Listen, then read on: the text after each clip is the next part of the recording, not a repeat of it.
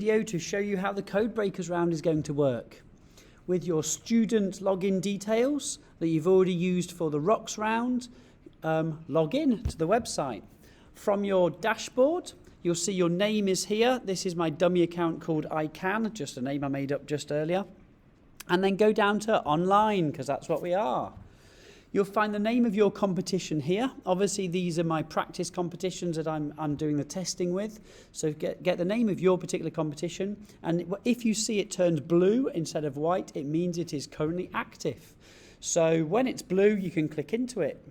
It will then get to the dashboard of all of the rounds for your competition. Again, don't read into the nuance of these. These are just ones that I happen to be testing at the moment. If you'll see that they're white, that means the particular round is not currently active. So maybe you logged in a little bit too early, or maybe we're just doing some final settings, or we're responding to a few people's queries.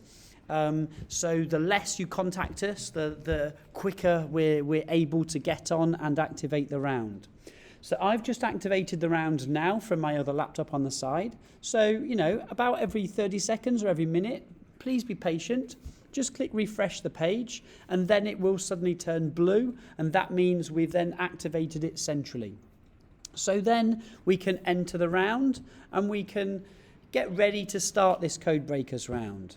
So it will take a little bit of time with the dots spinning round, and when they've disappeared, it is now loaded and the start game button will enlarge like that. Now, as soon as you click Start Game, we're hoping to build in a 15-second window where you just have the rules displayed first, but that isn't currently in place. It should be within the next couple of days, though. So I will click Start Game, and it will feel really abrupt for now, but don't worry about that. Hopefully there'll be that little buffer like I just said. So then when the start game has started, we'll listen to what he says, and then I'll talk through just how we then play the game. Once the clock appears, you have 15 seconds to solve the box with blue border. Good luck. So I hope that made sense. Here's the box with the blue border. We've got 15 seconds to solve it. So I need to say, well, 1 goes to 2 and 2 goes to 3.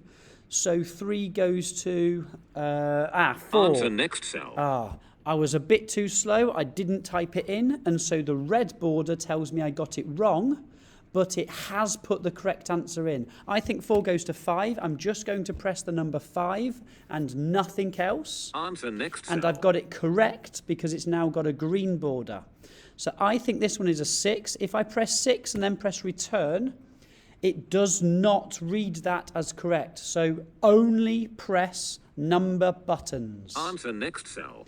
Do not press any other buttons other than number buttons. I'm going to press 7 there because that's what I think it is with this pattern. I can click in front, but I can't do anything. So do not be Answer next cell. Do not be tempted to do that. Similarly, I can go back and I can actually delete these. That is not sensible for you to do. Do not delete them.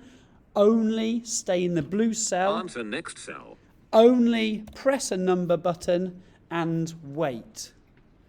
Be patient. You can be reflecting on what this rule is with the codes, and then when the time is up, you'll find out whether you're right or not, and then just press the numbers for the next one and wait and nothing else. Of course, when the code is more difficult than this one, you'll be using more of that time in thinking and scribbling. Answer next cell. In trying to get the correct answer. So then when you've been through all 8 of these pairings for this particular code, you'll see in 5 seconds what's then going to happen. Moving to next code in 15 seconds. So I'm hoping the rule will appear for a bit longer up there, and then the next code will appear after the 15 seconds in the background, even though it has started to appear here now. It's another subtle change we're going to make. And now the new round has started. So 1 goes to 2, 2 goes to 4, 3 goes to, okay, this is 2 to the power 1, this is 2 squared. Maybe this is 2 cubed, so I'm going to think it's 8. Answer next cell. No, it wasn't 8, it was 6. Okay, so I went more complicated then maybe. 1 goes to 2, 2 goes to 4, 3 goes to 6. So maybe it's the 2 times table. Is it 8? Answer next cell. Yes, it is 8. Okay, so I think this is just the 2 times table. So I think that's going to be 10. And I'm going to just sit back and wait. And then when the timer runs down, if it's green, I think I know this rule. Answer next cell. And that's how it goes, folks. So I'm going to give you a total of 15 codes.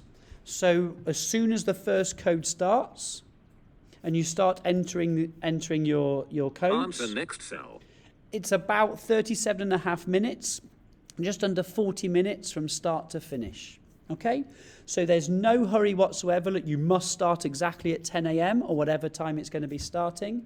It will be open. Answer next cell. It will be open for the good hour. So as long as you start within the first 10, 15, 20, 25 minutes, then you'll be finished in time, no problem.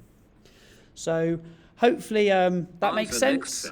And this is exciting. And you'll realise that some of these codes are going to be a bit more tricky than this one here. And so, oops, I've not been doing these, have I? There you go. Let's try and get this one right. And you'll have fun doing it, and you'll learn in the process. Answer next cell. Yes, I did get that one right. Great. Awesome, folks. Thank you very much. Let's have fun with this Codebreakers round.